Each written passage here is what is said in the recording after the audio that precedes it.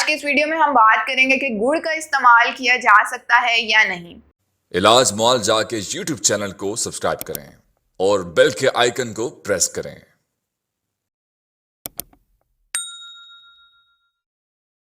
अस्सलाम वालेकुम, my name is Hamala Khan and I am a consultant nutritionist working with Ilaj मुआलजा।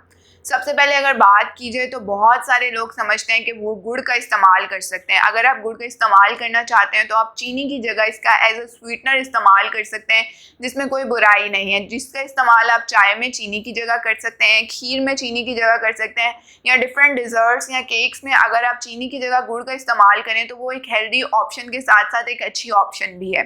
इसी के साथ साथ बहुत सारे लोग समझते हैं कि गुड़ का इस्तेमाल वो किसी भी टाइम पर कर सकते हैं और किसी भी वक्त कर सकते हैं। अगर एक नॉर्मल इंडिविजुअल है जो किसी बीमारी में नहीं है, वो इसका इस्तेमाल सुबह के टाइम अगर निहार मुँह कर रहा है तो उससे इसको ये फ़ायदा होगा कि मेटाबॉलिज्म जो होता है सुबह के टाइम बहुत ज़्यादा स्लो होता है। गुड़ आपके डाइजेस्टिव एंजाइम्स को इन्हेंस करने में, आपके डाइजेस्टिव सिस्टम को थोड़ा सा तेज़ करने में बहुत मदद करेगा।